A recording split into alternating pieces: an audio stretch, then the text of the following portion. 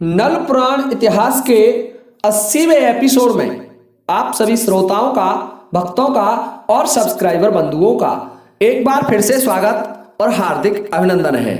श्रोताओं, जैसा कि आप जानते हैं, हम वीडियो आरंभ करने से पहले प्रतिदिन हमारे किसी महान सब्सक्राइबर का एक कमेंट लेते हैं और उसी तरीके से आज भी मैंने एक कमेंट लिया है और कमेंट करने वाले हमारे महान सब्सक्राइबर श्रीमान शिवम रैकवार जी, जो कि बुंदेलखंड महाराजा छत्रसाल की नगरी छतरपुर मध्य प्रदेश के रहने वाले हैं।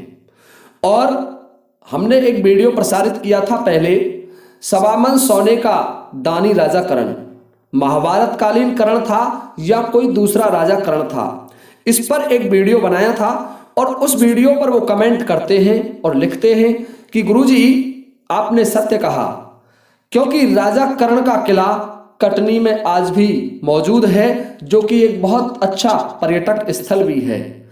तो देखिए श्रीमान शिवम रैकवार जी, आपका हम हमारे चैनल पर स्वागत करते हैं, हार्दिक अभिनंदन करते हैं। तो आइए श्रोताओं, मैं आपका ध्यान नल पुराण इतिहास के 79वें एपिसोड से जोड़ता हूं।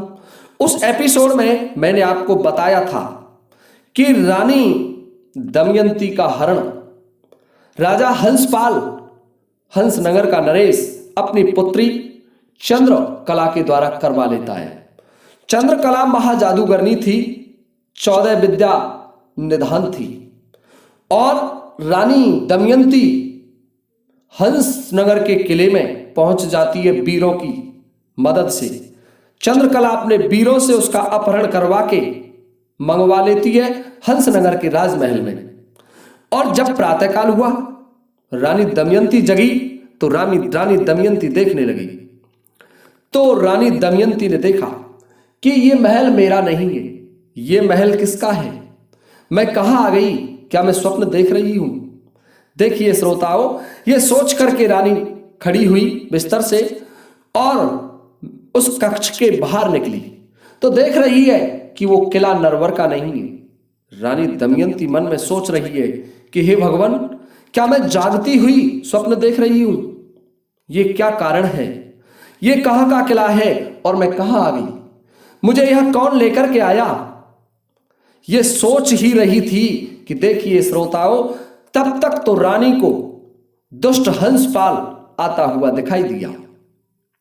जब रानी ने हंसपाल को आते हुए देखा तो रानी पहचान गई कि यह वही राजा है जो कल फूलबाग में मैंने इसका स्वागत चप्पलों से किया था। देखिए श्रोताओं, रानी दौड़ करके अपने कक्ष के अंदर प्रवेश कर गई और अंदर से सांकल लगा ली। भीतर से राजा हंसपाल बाहर खड़ा हुआ है और रानी कक्ष के अंदर बंद है। राजा हंसपाल कहने लगा कि देखिए रानी दमयंती, तू जानती है कि मैं हठी हूं और जो मैं कह देता हूं वह करके भी दिखाता हूं। मैंने कल तुझसे कहा था कि मुझे कुछ भी करना पड़े, छल से, बल से, कौशल से, कल मैं तुझे हंसनगर ले आऊंगा। तो हे रानी दमयंती, मैं तुझे हंसनगर में ले आया हूं।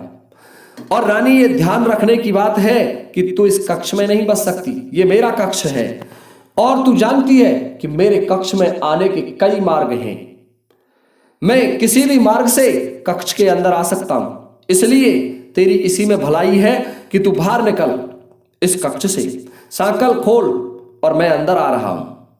देखिए श्रोताओं, रानी दमयंती कहने लगी, कायर, चोरों की तरीके से तैने मेरा हरण करवाया है। यदि तू मर्द था, असली राजा था, तो कहां चला गया भीमशिखर में, वहां तू स्वयंवर में गया था और मेरे पति महाराजा नल के सामने तेरी तो क्या औकात, स्वयं देवराज इंद्र भी नहीं टिक पाए। तलवार हाथ में लेता और जंग करता, मेरे पति महाराज नल को पराजित करता और तब मैं तेरी वीरता मानती। तू कायर है और चोरों के तरीके से मेरा हरण करवाया है। राजा हंसपाल कहने लगा, रानी दमयंती, ध्यान से सुनने की बात यह है, पहले तू ये कक्ष के किवाड़ खोलिए। देखिए श्रोताओं, राजा हंसपाल ने क्योंकि उसका निजी कक्ष था, तो इधर उधर से कई सैनिक कक्ष के अंदर सुरंगों के मार्ग से भेज दी गई और रानी जिस कक्ष में थी उसमें सैनिक पहुंच गए। किवाड़ों को खोल दिया गया, सांकल खोल दी गई अंदर से और रानी को बाहर निकाल लिया गया। राजा हंसपाल रानी दमयंती से कहने लगा कि रानी, अब भी समय है, यदि तू मुझसे पति कह दे और मुझे पानी पिला दे तो मैं तुझे नरवरगढ़ छुड़वा दूंगा, नरवरगढ़ के राजमहल में सम्मान सहित पहुंचा दूंगा। परंतु देखिए श्रोताओ, रानी दमयंती कहने लगी, कायर, तू नहीं जानता कि कभी कोई सियार सिंगनी को छू भी नहीं सकता। जब तू मुझ पर दृष्टि डाल रहा है तो उससे पहले यह भी सोच ले कि तेरा प्राणांत नजदीक है, तेरा समय आ गया है, तेरी मृत्यु आ गई है। जब मेरे पति महाराज नल को यह पता लगेगा कि उनकी महारानी राजा हंसपाल की कैद में है तो तेरा ये हंस नगर देखने से नहीं मिलेगा, पता नहीं चलेगा कि पृथ्वी पर कभी हंस नगर था या नहीं। इसलिए कायर, अब भी तेरे पास समय है। मैं तुझसे वही कह रही हूं जो माता सीता ने दुष्ट रावण से कहा था, यदि तू अपने प्राण चाहता है और जीवित रहना चाहता है तो मुझे सम्मान सहित हंस नगर से नरवरगढ़ पहुंचा दे। परंतु राजा हंसपाल अपनी जिद पर अड़ गया कि रानी, जब तक तू मुझे पति कह करके जल नहीं पिलाएगी मैं तुझे कभी भी नरवरगढ़ नहीं पहुंचा सकता, यहां तक कि अपने प्राण दे दूंगा, लेकिन मैं तुझे जाने नहीं दूंगा। मैं देखता हूं तेरा पति कैसा तलवारबाज है, कैसा युद्ध करता है। वो जब हंसनगर की सीम में आएगा तो मैं उससे पहले ही मेरी पुत्री के पास जादू है, उसे पत्थर का बनवा दूंगा, और जब वो पत्थर का हो जाएगा तो फिर क्या युद्ध करेगा। देखिए श्रोताओ, इधर राजा हंसपाल रानी दमयंती को परेशान कर रहा है, उसे बलपूर्वक पति कहने के लिए मजबूर कर रहा है, लेकिन रानी अपने पतिव्रत धर्म पर अड़िग है। और उधर सुनिए, महाराज नल स्याहनुमाने से अपने मित्र मनसुख के यहां से, देखिए श्रोताओं, नल और मनसुख की मित्रता एक आदर्श मित्रता थी, तो वो एक दूसरे के यहां आते जाते रहते थे। उन्हें जब चैन मिलता था, जब हर दूसरे तीसरे दिन वो एक दूसरे से मिल लेते थे, नहीं तो उन्हें चैन नहीं मिलता था। तो राजा नल स्याहनुमाने से अपने मित्र मनसुख से कहने लगे कि मित्र, अब मैं नरवरगढ़ के लिए जा रहा हूं और फिर कभी मिलने आऊंगा या तुम आ जाना। देखिए श्रोताओं, ये कह करके मनसुख से विदा लेकर के महाराज नल अपने वीर वरण घोड़े पर सवार हो जाते हैं और वीर वरण घोड़े पर सवार होकर के नरवरगढ़ में आ जाते हैं। जब नरवरगढ़ में राजा नल का घोड़ा आया तो राजा नल ने राजमहल में प्रवेश किया, और राजमहल में प्रवेश किया तो रानी दमयंती के कक्ष की तरफ गए, परंतु वहां देखा कि महारानी दमयंती नहीं है, रानी दमयंती का कोई पता नहीं है। रानी दमयंती को खोजते हुए महाराज नल उस किले में डोल रहे हैं और दासियों से पूछ रहे हैं कि महारानी दमयंती कहां है। परंतु देखिए श्रोताओं, कोई भी दासी ये नहीं बता रही है कि हमने महारानी दमयंती को देखा है, क्योंकि रानी दमयंती रात्रि को तो महल में सोई थी, परंतु प्रातःकाल तो किसी को नहीं मिली। कुछ दासियां कहने लगी कि महाराज, शाम को हमें पता है महारानी अपने कक्ष में सोई थी। तो जो रानी के कक्ष की दासी थी, महाराज ने उस दासी को बुलवाया और उस दासी से पूछने लगे कि क्या रानी दमयंती रात्रि को महल में सोई थी। कि हाँ महाराज, रानी दमयंती इसी कक्ष में सोई थी, लेकिन रात्रि को पता नहीं क्या हुआ। प्रातःकाल जब मैं जगी तो महारानी अपने कक्ष में नहीं थी। मैंने सोचा कि महारानी कहीं किले में इधर उधर चली गई होंगी, परंतु महारानी अब तक नहीं लौटी है। देखिए श्रोताओं, अब तो पूरे नरवरगढ़ में हड़कंप मच गया, कोहराम मच गया कि महाराज नल की रानी दमयंती का अपहरण कर लिया गया है। राजा नल ने चारों तरफ घुड़सवार योद्धा भेजे कि देखो कहीं रानी फूलबाग में या कहीं अपनी सहेलियों के साथ भ्रमण करने के लिए तो नहीं चली गई।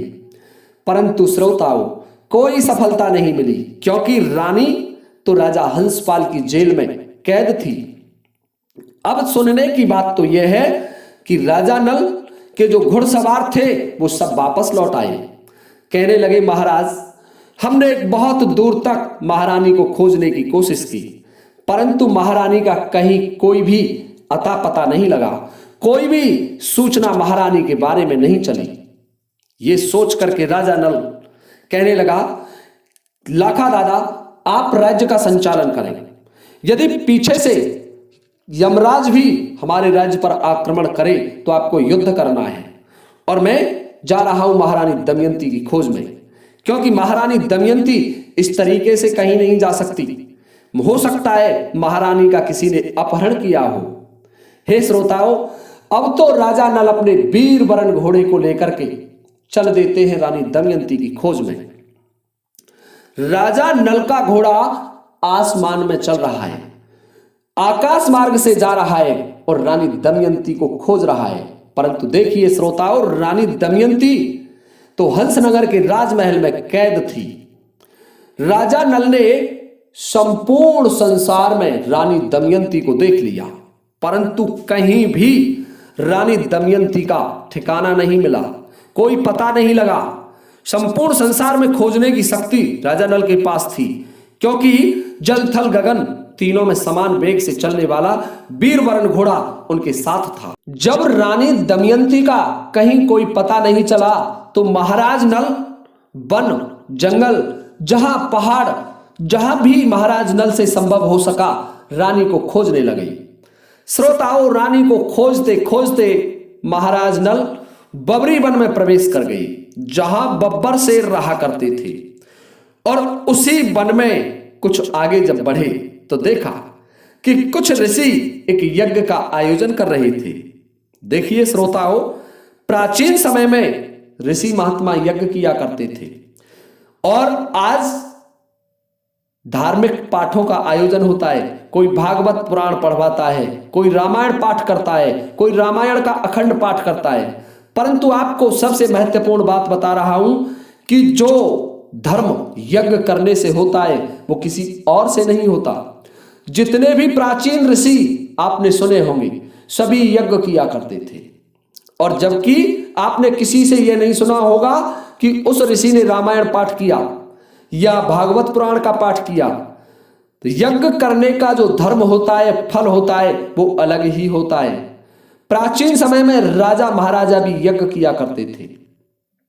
राजा महाराजा 100 यज्ञ कर देते थे। 100 यज्ञ कर देता था वो स्वर्ग का वासी होता था, उसे देवराज इंद्र के बराबर का दर्जा मिलता था। तो देखिए श्रोताओं, यज्ञ प्रधान देश था हमारा भारत। यज्ञ से हमारा वातावरण शुद्ध होता है, वायु शुद्ध होती है, प्राण वायु हमें अच्छी शुद्ध मिलती है, इससे हमारी आयु में वृद्धि होती है। श्रोताओं, तो उसी यज्ञ को महाराज नल ने होते हुए देखा।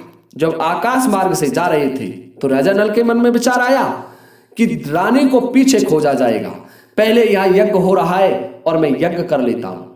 राजा सत्यवादी थे, हरिश्चंद्र के तरह सत्य बोलते थे, क्योंकि उसी कुल में पैदा हुए थे महाराज नल। देखिए श्रोताओं, राजा नल ने अपने घोड़े को उस बबरी वन में उतार दिया जहां ऋषि मुनि यज्ञ कर रहे थे, और घोड़े को उतारने के बाद राजा नल जहां मुनि यज्ञ में आहुतियां दे रहे थे वहीं पहुंच जाते हैं और ऋषियों से आशीर्वाद लेकर के यज्ञ पर बैठ जाते हैं। राजा नल तो इधर यज्ञ पर बैठ गए। रानी दमयंती का अपहरण हो चुका था। रानी दमयंती हंसनगर के किले में कैद है। और अब एक तीसरी घटना और सुनिए श्रोताओं। एक राजा पुष्कर था, राजा नल का बड़ा भाई, और उसकी एक बहन थी अयोध्या, जो माननगर में ब्याही थी, जिसका विवाह माननगर में हो गया था, माननगर के महाराज के साथ। आपको ज्ञात होगा कि जब राजा नल पर औखा पड़ी थी तो उसी राजकुमारी अयोध्या ने राजा नल को 4 रोटी और 2 प्याज बाग में भिजवा दिए थे। देखिए श्रोताओं, उसी राजकुमारी अयोध्या के यहां उसकी पुत्री का विवाह तय हो जाता है।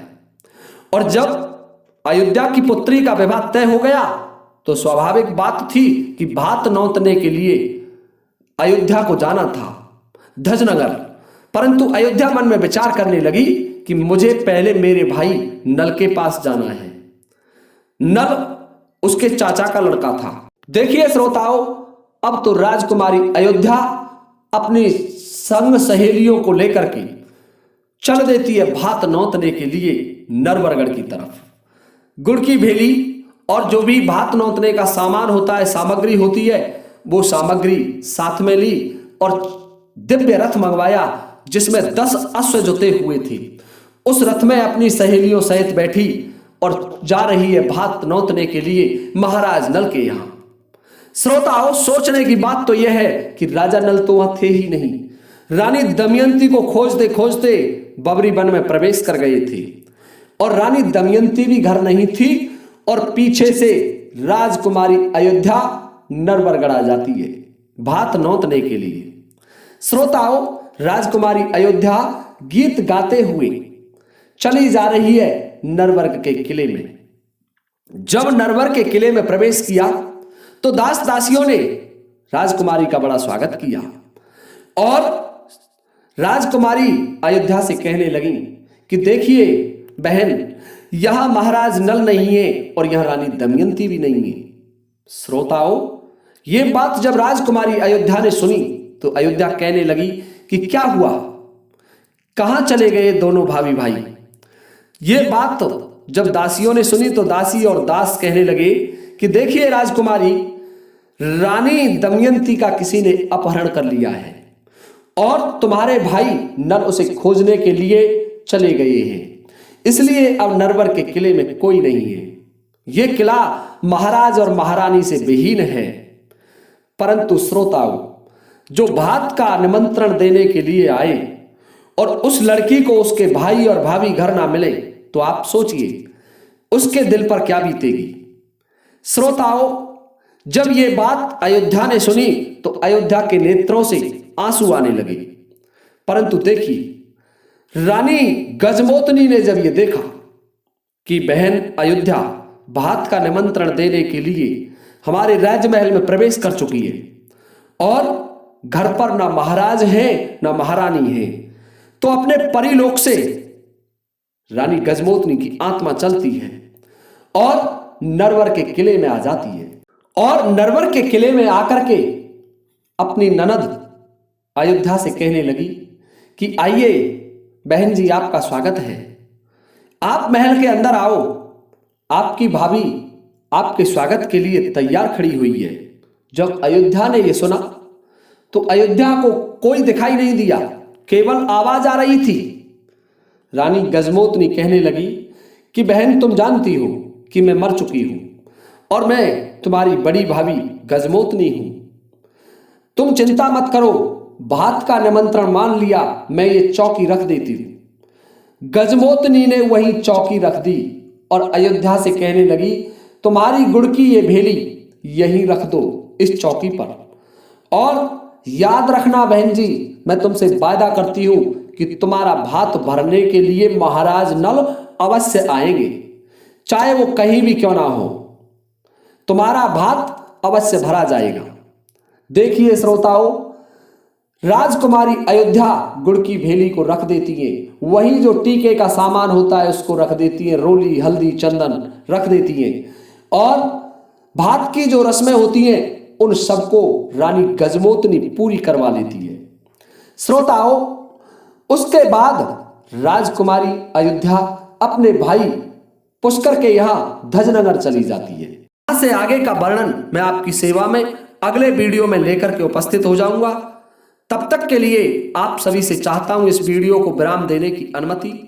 श्रोताओं, इसी के साथ अब ये वीडियो समाप्त होता है। जय हिंद, जय भारत।